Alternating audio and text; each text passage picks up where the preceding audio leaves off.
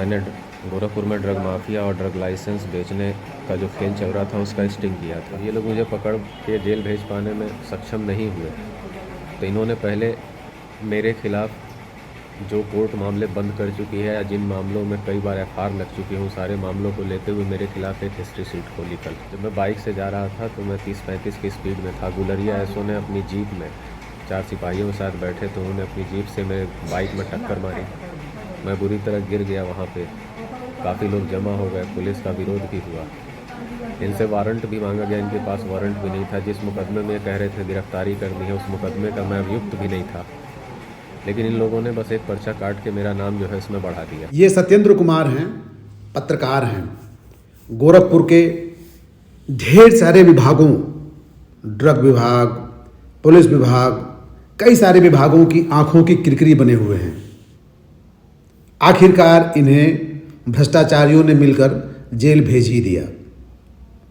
इनकी बाइक पर धक्का मारकर इन्हें गिराया गया, उसके बाद इन्हें अरेस्ट कर जेल भेजा गया। उसके पहले इन्हें हिस्ट्री शीटर बनाया गया। ढेर सारे फर्जी मुकदमे, खत्म हो चुके मुकदमे लाद कर इन्हें हिस्ट्री शीटर बताकर जेल भेजने की तैयारी की गई।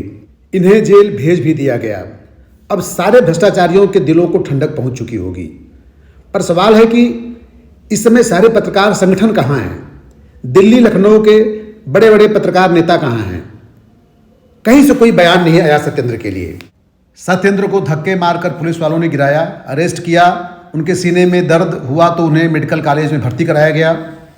आज उन्हें जेल भेज दिया गया। अस्पताल में भर्ती सत्येंद्र ने एक पत्रकार से बातचीत की। उन्होंने विस्तार से बताया पूरे प्रकरण के बारे में। सत्येंद्र का भड़ास फॉर मीडिया की यूट्यूब चैनल पर विस्तार से 3 पार्ट में इंटरव्यू भी है, जिसे आप खोज कर देख सकते हैं। मैं बस यहाँ ये कहने की कोशिश कर रहा हूँ कि आप लोग खाइए पीजिए, आराम से रहिए। एक पत्रकार जिस तरह से प्रताड़ित किया गया, जिस तरह से उसके साथ लगातार कई महीनों से जैसी प्रताड़ना उसके साथ की जा रही है, उसे आप देखते पढ़ते जानते रहे, लेकिन कहीं से कोई आवाज़ नहीं। चलिए, आज सत्येंद्र की बारी है, कल आपकी बारी होगी। और आपको लगता है कि अगर आप सुरक्षित रहेंगे तो ये जो सत्ता के और शासन प्रशासन पुलिस के जो तंत्र हैं वो आप तक भी पहुंचेंगे। क्या नाम है आपका?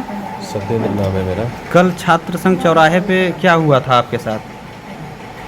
देखिए, छात्र संघ चौराहा जो है वो तो कल की घटना है।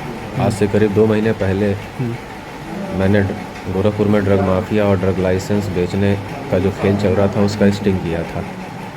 उस स्टिंग के बाद वो स्टिंग जो है यहाँ के कमिश्नर साहब की जानकारी में था। ऐसा नहीं कि मैंने अपनी मर्ज़ी से किया था, लेकिन स्टिंग ऑपरेशन सामने आने के बाद सब लोग चुप्पी मार गए और गोरखपुर में मेरे खिलाफ़ जो है गोरखपुर पुलिस ने एक मुकदमा लिख दिया 386 में।